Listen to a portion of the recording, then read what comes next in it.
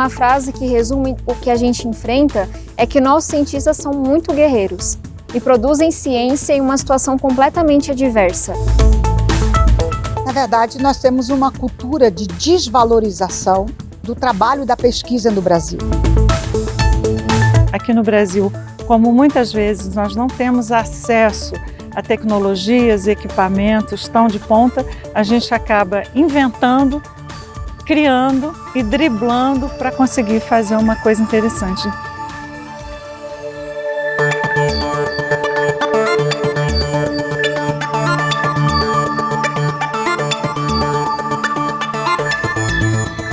Eu sou bióloga, pesquisadora da Embrapa Recursos Genéticos e Biotecnologia e também sou orientadora no curso de pós-graduação da Agronomia da Universidade de Brasília. Bom, o nosso trabalho aqui na Embrapa, ele é o desenvolvimento de produtos biológicos para controle de pragas. Nós procuramos compreender e conhecer as bactérias que causam doenças em insetos e outras pragas agrícolas para que eles sejam princípios ativos de produtos biológicos. A grande vantagem na utilização desse tipo de produto é que eles são extremamente específicos para controlar aquelas pragas e também eles são seguros à saúde dos outros animais e também seguro ao meio ambiente.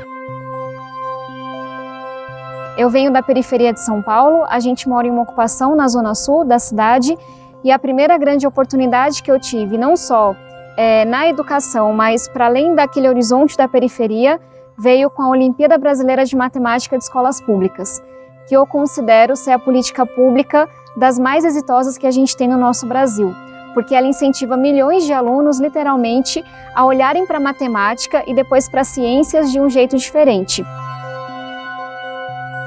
Eu ganhei uma bolsa em uma escola particular e foi na escola particular, que fica a 1h30 da minha casa mais ou menos, que eu tive contato com as Olimpíadas do Conhecimento. E aí, fazendo Olimpíadas de Física, Astronomia, Astrofísica, Robótica, Linguística, Física, Química, o que vocês puderem imaginar, eu fui me apaixonando por aquele mundo. E foi por meio dessas Olimpíadas do Conhecimento, dessas competições, que eu fiquei sabendo das universidades americanas, das bolsas que existiam, e foi assim que eu recebi uma bolsa completa para fazer minha faculdade em Harvard, onde eu me formei em Ciência Política e Astrofísica. Já presidi a Comissão de Relações Exteriores e Defesa Nacional da Câmara, já fui líder da bancada do PCdoB. Hoje continuo sendo membro da Comissão de Relações Exteriores e da Comissão de Ciência e Tecnologia. Você tem pouco investimento nesta área. Por exemplo, eu que gosto de debater a área de defesa, por exemplo, nós só vamos ser grandes e crescer nesta área quando houver muito investimento nela. É melhor ter investimento de pesquisa na área de defesa aqui do que você comprar produtos prontos, porque produtos prontos não gera tecnologias aqui, não gera inovação. E aí o Brasil, aos poucos, vai perdendo muitos cérebros.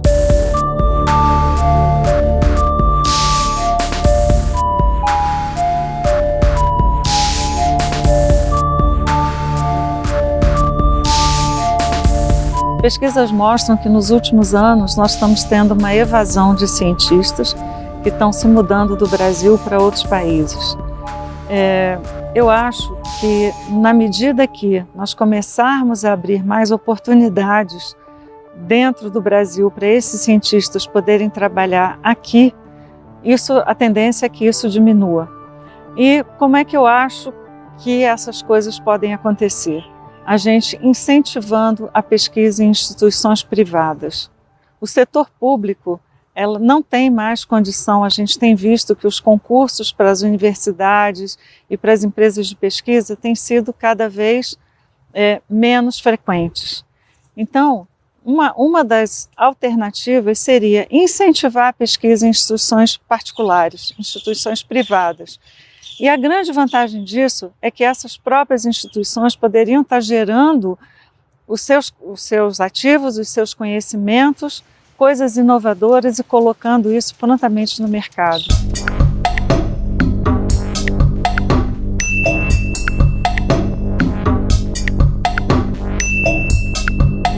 conheço nenhum país que se desenvolveu economicamente e que hoje produz pesquisa de ponta que fez isso sem recursos públicos. Então vamos pegar como exemplo o país que é considerado o mais capitalista do mundo, que é os Estados Unidos. Todos os anos o Congresso americano coloca toneladas de dólares, uma quantidade enorme de recurso, em universidades públicas, em universidades privadas, na própria NASA, para incentivar essa geração de conhecimento. Se a gente depender apenas daquilo que é rentável no curto prazo para as empresas, a gente vai ficar refém de inovações que são muito incrementais, que é você melhorar o design de uma roda, que é você aumentar a velocidade, tem todo o valor do mundo e que a gente precisa sim buscar. Mas inovações de fato disruptivas, como foi o laser, como são aquelas que permitem que a gente coloque o homem na Lua, essas inovações levam décadas de pesquisa, levam décadas de conhecimento. Então a gente não pode esquecer do papel que o investimento público tem. De você investir numa pesquisa que não é óbvia no começo, porque você vai ter que errar e acertar muito, mas que lá na frente pode de fato nos fazer dar um grande salto como sociedade. Então sim, as empresas, o setor privado têm um papel a desempenhar, mas eu não consigo pensar nesse desenvolvimento, não incremental, mas de fato, de você trazer uma disrupção sem investimento público. O ano passado, nós travamos uma luta no parlamento para poder garantir os recursos do CNPq, do financiamento das bolsas de estudos, porque em plena pandemia, pesquisadores, alunos, médicos que estavam dentro dos laboratórios, dentro das universidades, estavam trabalhando de manhã, de tarde e à noite, sem receber as suas bolsas, porque as bolsas foram cortadas.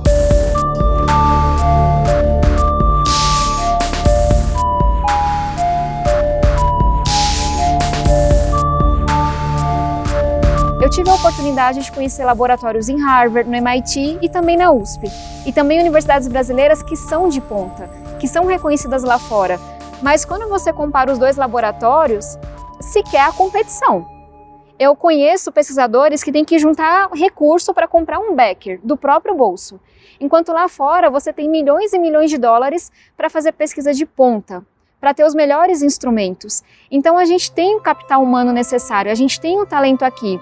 Mas quando nossos cientistas não têm sua bolsa de pesquisa atualizada pela inflação, como acontece hoje, são completamente desincentivados, inclusive por lideranças políticas, e chegam em um laboratório e têm que pegar dinheiro do bolso para comprar um instrumento simples, como é que você compete desse jeito? Uma das dificuldades que nós temos nas pesquisas é muitas vezes o tempo que a gente leva para receber insumos. Então hoje nós estamos falando aí de insumos que chegam da China, e a China é um dos maiores fornecedores de insumos para trabalhos em pesquisa. Então muitas vezes a gente chega a levar 6 meses para receber um determinado produto que em outros países está disponível muito rapidamente. Muita coisa já foi feita, tem programas de importação mais facilitada, mas ainda é um grande gargalo que a gente tem na nossa pesquisa. E também a questão dos equipamentos, a falta de manutenção, a falta de pessoas habilitadas para fazer a manutenção desses equipamentos, né? Há 2 anos atrás a gente comprou um equipamento, o equipamento quebrou na hora de ser instalado, ele levou 8 meses para ser reparado, a peça para chegar e o técnico poder vir montar. Então são algumas das limitações que nós temos. Em compensação, isso acaba nos tornando muito inovadores. A gente acaba dando um jeito e tentando um plano B para poder resolver essa falta de equipamentos e falta de reagentes.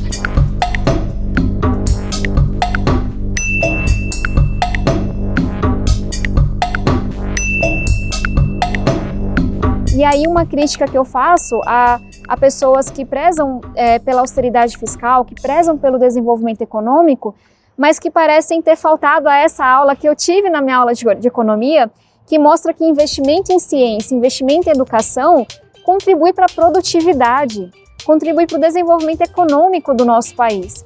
Então eu não entendo como um corte na área de pesquisa vai nos ajudar no desenvolvimento, vai nos prejudicar absurdamente. Então não é uma solução do dia para a noite, mas passa por isso, por a gente educar uma sociedade para valorizar a ciência, por a gente dar chances reais a jovens que estão nas periferias, que poderiam ser o nosso próximo Einstein, a nossa próxima Marie Curie. Você imagina agora, durante a pandemia, que a grande maioria dos estudantes brasileiros não tiveram acesso à internet para poder estudar. Então você cria desníveis. Parte da população estuda porque tem internet e você tem uma parte da população que não estuda porque não tem acesso à internet. Então isso é um descaso com a educação. Como é que você valoriza algo que você não conhece, que nunca esteve na sua realidade? Então acho que isso parte de uma sociedade que não teve a oportunidade de estudar. E a geração dos meus pais, e meu pai sequer terminou o ensino fundamental, lutou para que nós tivéssemos escolas. E a gente luta hoje para que essas escolas tenham qualidade. Então acho que isso explica parte do problema. Mas tem também uma estratégia deliberada, uma estratégia populista, que não acontece só no Brasil, mas no mundo inteiro, de você ir contra a verdade, de você ir contra o conhecimento, você ir contra a própria ciência. E isso tem efeito, como a gente está vendo. Qual é a minha esperança? Que com a pandemia, quando fica óbvio que negar a ciência é letal, que negar a ciência é você negar a própria vida, é você negar tudo aquilo que pode nos salvar, eu espero que a gente passe talvez por um novo iluminismo, por uma nova valorização da ciência.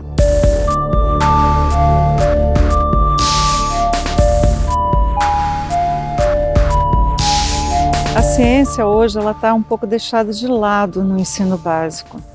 E muitas vezes a gente recebe grupos de crianças aqui na Embrapa e a gente sente que tem uma distância muito grande entre aquela criança e a gente.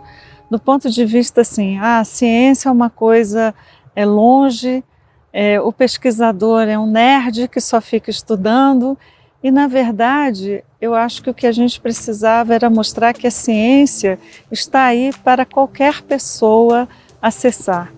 Então é muito bacana, por outro lado, quando a gente participa de feiras em escolas, que as crianças chegam, têm curiosidades e se inspiram nos cientistas para a sua própria vida. Com relação à imagem, muitas vezes quando a gente vai em alguma feira, principalmente lidando com o público, principalmente as crianças olham para a gente, puxa, mas você é mulher, você faz isso tudo? E a gente explica, né, que isso é uma coisa que é acessível tanto ao homem quanto à mulher. Mas eu creio que ainda existe a imagem de que os homens são mais presentes na ciência do que a mulher, mas não é assim. As mulheres estão em igualdade com relação aos homens.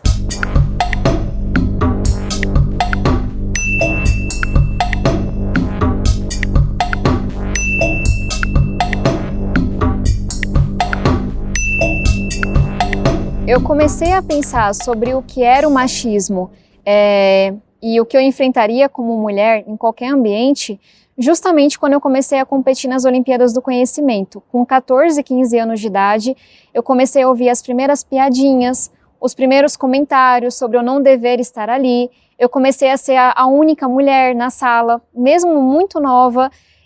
Eu comecei a ser questionada mais do que os meus colegas. E tão nova, talvez não com o entendimento que eu tenho hoje, mas eu fui entendendo que eu tinha que me provar constantemente. Que eu tinha que provar que eu era boa naquilo, mesmo sendo menina, e que eu era feminina, mesmo sendo boa naquilo. E é muita coisa, né, para você provar quando você é adolescente, as coisas já são tão complexas. Eu me lembro que eu li um texto que dizia que essa seria a década das mulheres na ciência. Infelizmente veio a pandemia. E o que está acontecendo com as mulheres? Elas estão tendo muito mais dificuldades de atuação e de participação, porque a sobrecarga do trabalho doméstico para cima delas foi muito forte, trabalhando em casa, mantendo os filhos, sem aula e tudo mais. Então isso virou um problema para as mulheres. É tanto que um grupo de mulheres se organizou e eles criaram aí um movimento de mulheres, um comitê de mulheres em defesa da ciência ou pela atuação na ciência, para que houvesse mais publicação de artigos e trabalho das mulheres durante essa pandemia, para poder cobrir um pouco essa dificuldade que elas estão tendo de dar conta da pesquisa, do estudo e também do dia a dia do trabalho de casa, que acaba sobrando para as mulheres. O CNPq até tinha na página deles um grupo de mulheres na ciência. E aqui na Embrapa a gente tem a doutora Joana Dobenheim, que foi um grande exemplo, né, de uma mulher na ciência. Em outros locais do mundo, a gente tem a presença da mulher, no caso da França, Marie Curie, que foi uma cientista de grande renome, e nós temos, então, vários exemplos de mulheres importantes na ciência e mundo afora.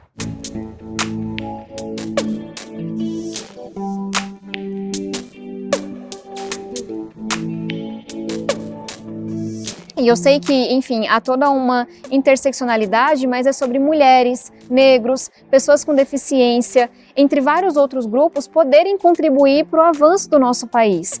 Então, se a gente não, na escola, não levar exemplos de grandes mulheres científicas, no Brasil e lá fora, as meninas talvez cresçam sem achar que aquilo é para elas, porque o estereótipo do livro e da TV é o do homem mais velho cientista.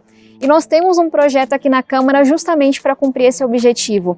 Se a gente não entender que bolsas de pesquisa, que são dadas de acordo com entrevistas, precisam ter uma mulher e um homem entrevistando, a gente vai continuar vendo o que a gente vê no Brasil, que quando tem alguém no processo e não é só um concurso, essas bolsas vão mais para os homens. Se a gente não for ativo em congressos e diversas oportunidades, em trazer mulheres para ocuparem esses lugares, a gente vai continuar tendo, enfim, ideias de homens prevalecendo. E tem coisas que aí impactam toda a sociedade, que é você ter uma discussão séria sobre licença parental.